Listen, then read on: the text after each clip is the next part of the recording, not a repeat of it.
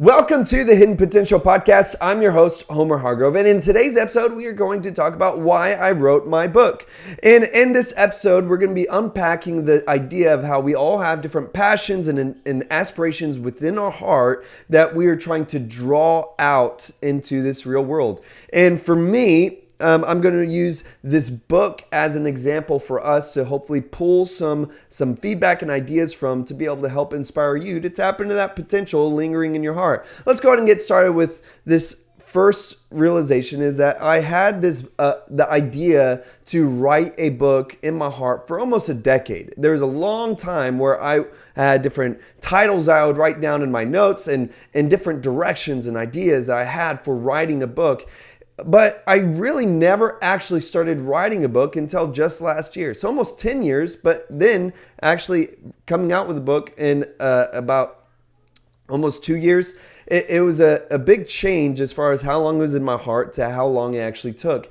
And I think that goes to show that for each of us, the first takeaway is to consider how long have you had this dream in your heart, this aspiration, whatever it is, how long has it been lingering there? And when will be finally that day one? I think that something that really was meaningful for me is that there was this, it was like I said about last year that at the beginning of the year, I had different ideas and aspirations where I was like, I'm going to write down a goal of what I want to start this year. And one of those goals was I'm going to start writing my book. I'm going to start and just figure it out as I go. And simply, that's what I did. And that goes into our next point. So the first idea is finally setting that start date and beginning that dream. Not waiting for everything to be perfect, not waiting for it to all make sense, but just having simple day one, I'm going to start and figure things out from there.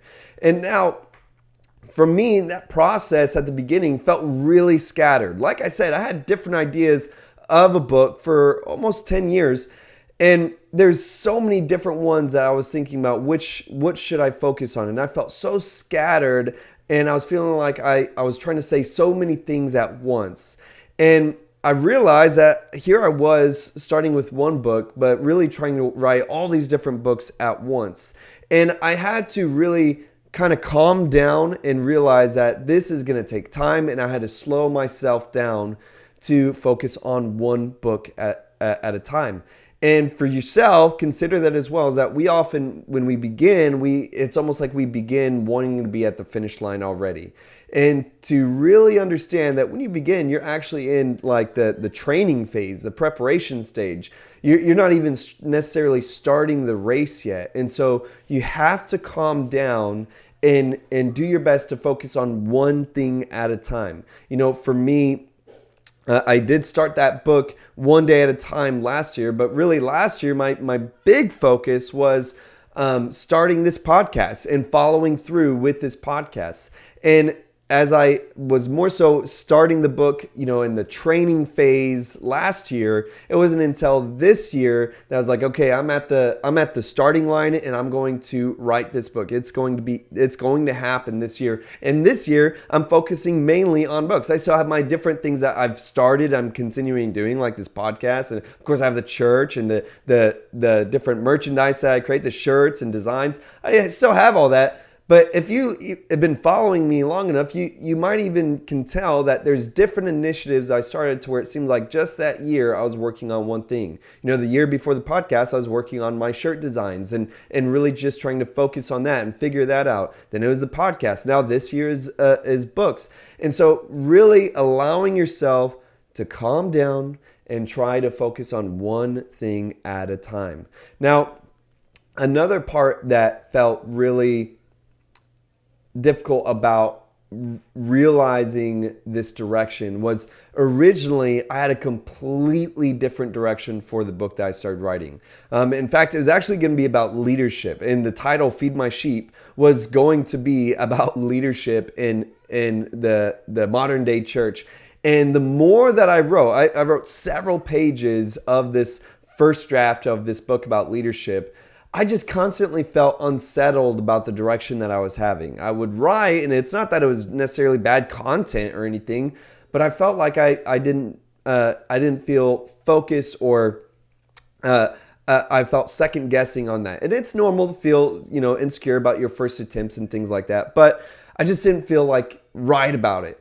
Well, eventually I had this realization. I don't remember if it was a podcast, prayer, or whatever, but there's a moment where I realized that this first book that I was writing about leadership, it was almost like I was doing it for myself, meaning that I was trying to prove myself and sound intellectual, to sound like I had it together, that I knew what I was doing, and I was really just trying to put my best foot forward in the idea of my peers, of other leaders and pastors. And I realized that I didn't necessarily want to do that. And I kind of settled my heart back and refocused. And I realized that I wanted to make the focus of my writing to be about what it can do for others rather than what it can make me feel in myself.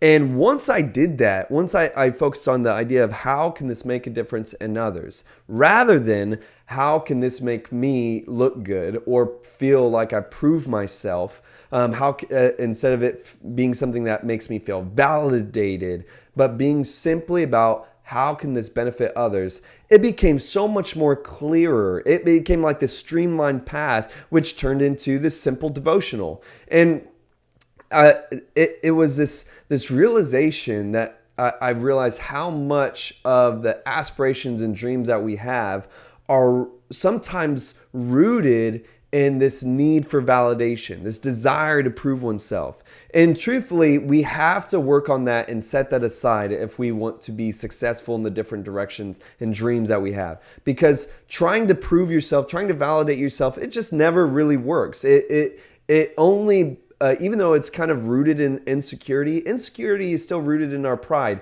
And when we fluff up our ego, if we try to pour into our ego, it never necessarily works out for good. But when we put our focus on others and what we can do for others, it has this strange reaction to where it is more benefiting for oneself than if I were to be only focusing on myself. It is just how God makes the world, I guess. It is just this beautiful thing.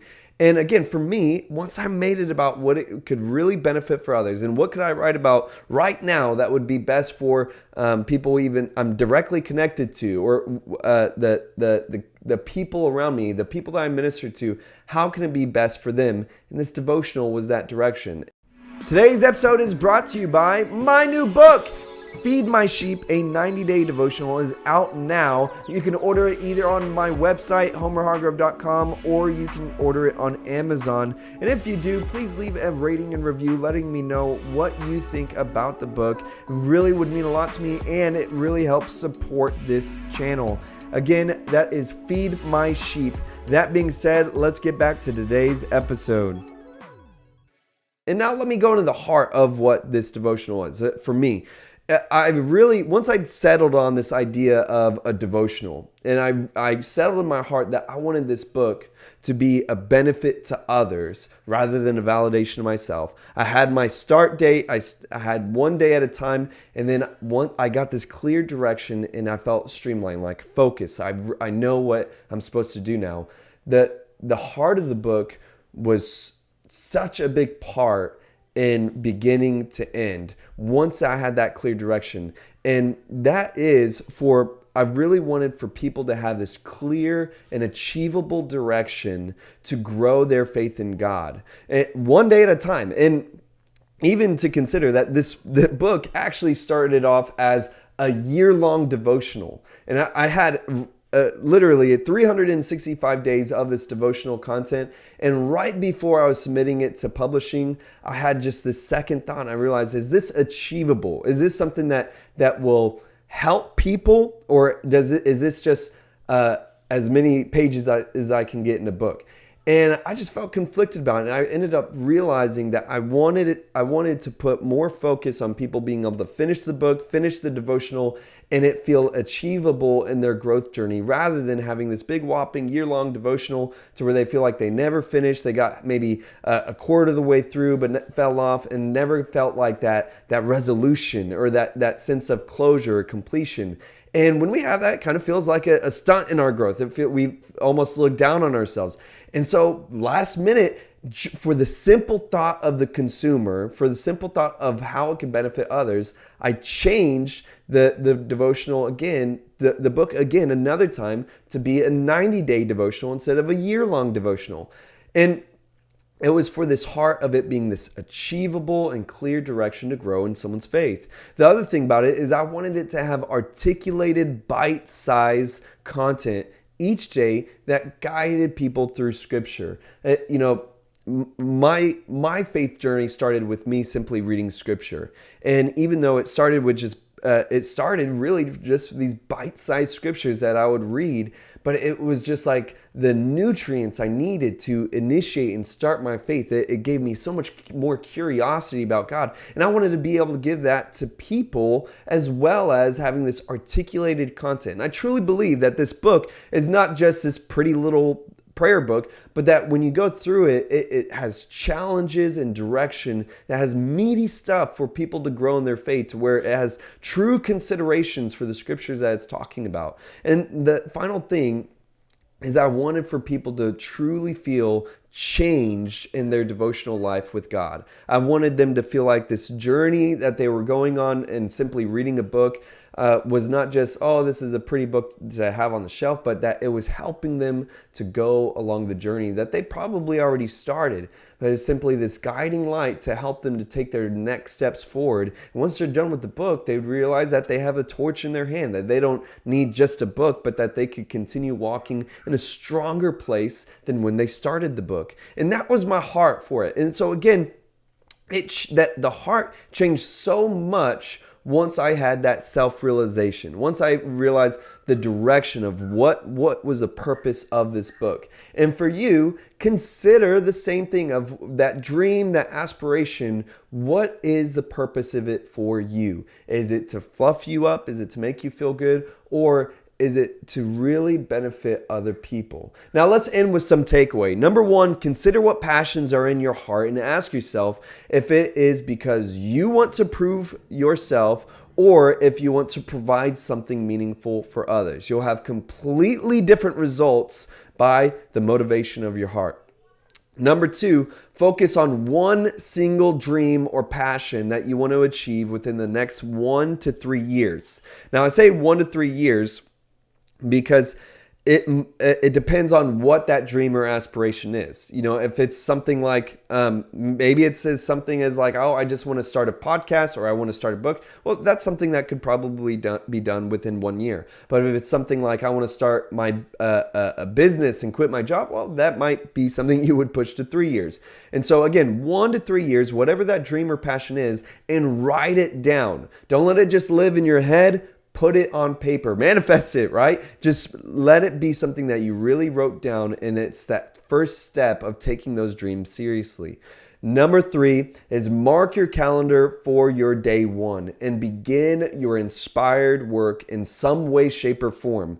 Even if it is simply writing down your mission statement or what it is that you want to achieve in a clear and articulate way, simply do that. But have a day one in your calendar, and extra credit, make a schedule of every Monday for 1 hour I'm going to do this, or once a month I'm going to do this. Have some type of recurring schedule for you to focus on this thing and allow yourself to take baby steps if needed. If you're ready to run and you have the time and energy to do it, then great, but just don't burn yourself out, because this is a longer race. We're not going to be able, these dreams aren't going to be done most likely in a week. You know, you need to allow yourself to take one step at a time and walk this out. I hope that this was meaningful for you today. I hope that made a difference for your life. Could you do me a favor? Could you leave a rating and review for this podcast? It'd really help me out and help others be able to see this show in their feed. And you could also help me out by going to homerhargrove.com. You can even support on our website. You can buy merchandise, shirts, hats, etc. And especially everything that I'm talking about today, you could order Feed My Sheep for yourself. The book that I came out with, you can even get the journal and bundle it together. But it really does make a difference for me and help support this channel. That being said, have a great life.